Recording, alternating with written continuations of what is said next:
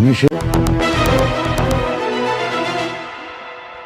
শোনো, একটা কথা কি, এত তাড়াহুড়ো করলে হবে না, সবকিছু অনেক আস্তে আস্তে করতে হবে। ওকে ম্যাডাম, এটা আপনি কি করছেন?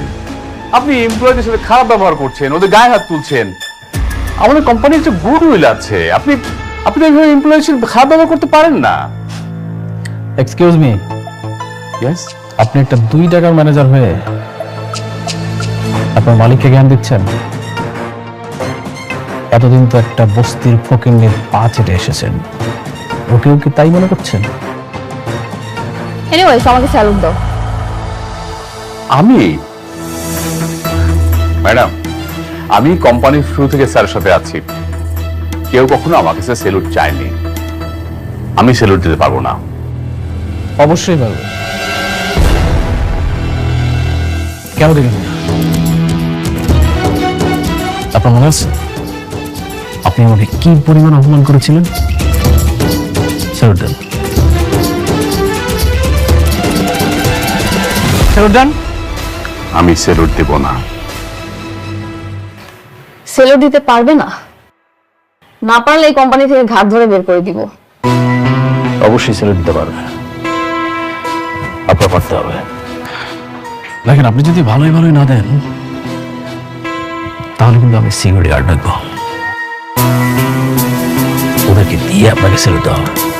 আমি স্যালুট দেব না। স্যালুট দেন, স্যালুট দেন। বললাম তো, আমি স্যালুট দেব না। স্যালুট দেন। দিচ্ছেন না?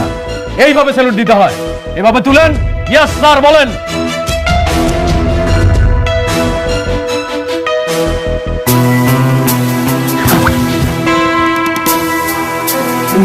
গুড রাতুল, তবে এখন থেকে আপনার কোনো চাকরি নেই, আপনার চাকরি বাতিল। Get out. আউট।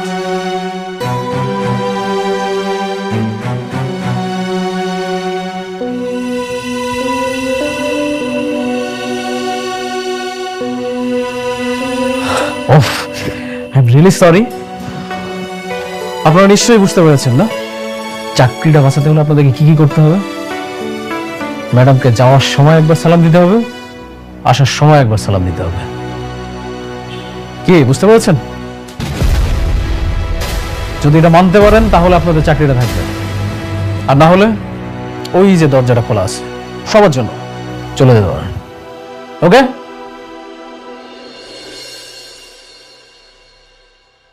স্যালুট দিয়ে যাচ্ছ না কেন?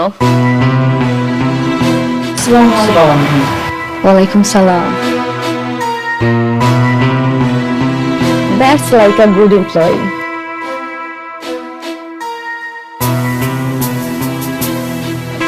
Ratul, very good. I'm impressed. তুমি কি পারবে না সবকিছু সামলাতে? অবশ্যই পারবো, কেন পারবো না? আর আমার থেকে পারফেক্ট ম্যানেজার আর তোমার কে হতে পারে বলো? এক্স্যাক্টলি, ঠিক বলেছো। শোনো, এখন থেকে তুমি আমার ম্যানেজার, আর অফিসের পুরনো যত আবর্জনা আছে সবগুলো কিন্তু পরিষ্কার করার দায়িত্ব তোমার। Got it? সব কিছু তুমি আমার উপরে ছেড়ে দাও।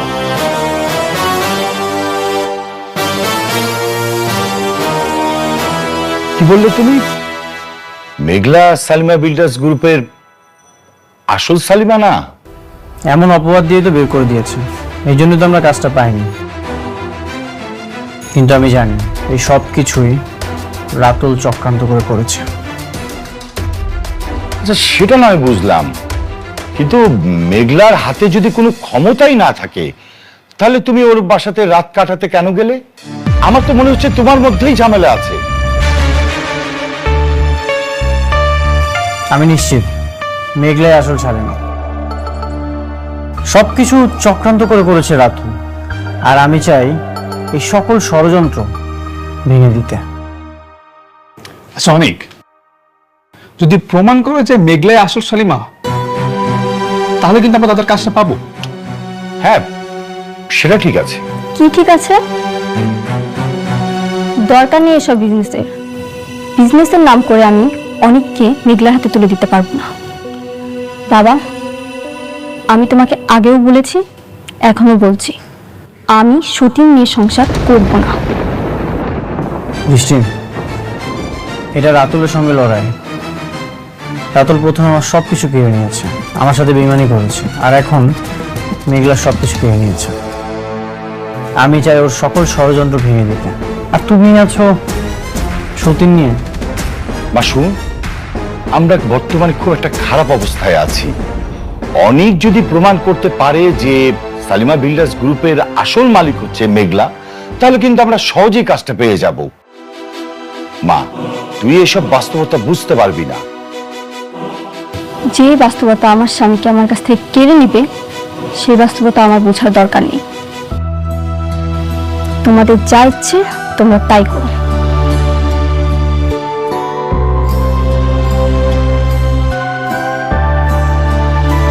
অনেক, তুমি বৃষ্টির কথায় মনে কিছু করো না।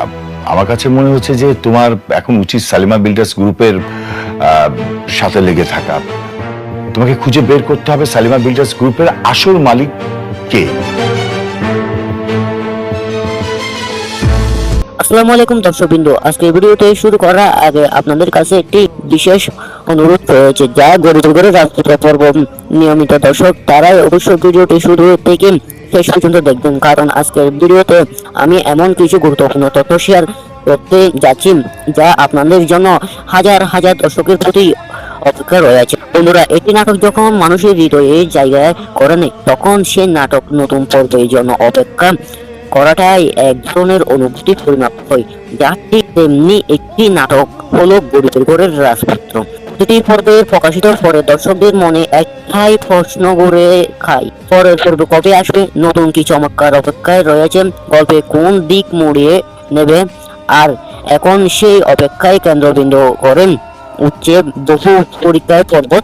দর্শকদের আগ্রহ কেন এত বেশি? বন্ধুরা, বর্তমান সময়ে এখন খুবই কম নাটক আছে যেগুলো প্রকাশ হওয়ার আগেই দর্শকদের মনে একটাই আলোচনা তৈরি করতে পারে। গরিবের ঘরের রাজপুত্র ঠিক সেই কাজটি রয়েছে।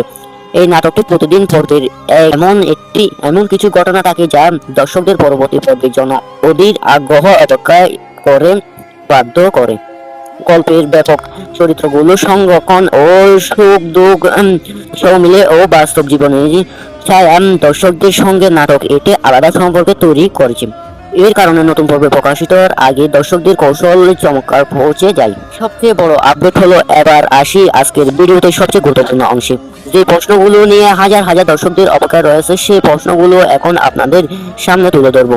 জানা গেল বহু প্রতীক গল্পের ঘরের রাজপুত্র পর্ব 30 আগামী শনিবার প্রকাশিত হবে এবং গল্পটি আপলোড করা হবে 12টার সময়। হ্যাঁ বন্ধুরা, ঠিক শুনেছেন, দীর্ঘ প্রতীক্ষা আর অবশেষে নতুন পর্বে দেখার সুযোগ পেয়েছেন যাচ্ছেন দর্শকরা।